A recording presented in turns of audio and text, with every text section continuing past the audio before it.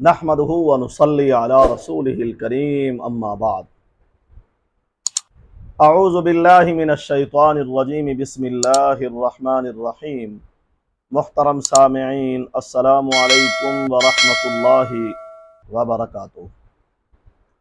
सामिईन, आज हम ख्वाब के अंदर साइकिल मोटरसाइकिल पर सफ़र करने की ताबीर को बयान करेंगे।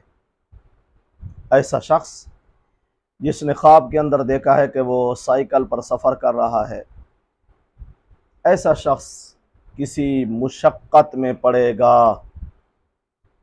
इसे कामयाबी तो हासिल होगी किसी काम में जो वो काम कर रहा है, लेकिन बहुत देर के बाद और बहुत सारी मुशक्क़त उठाने के बाद बिल आखिर ऐसा शख्स अपने किसी भी काम में कामयाब हो जाएगा।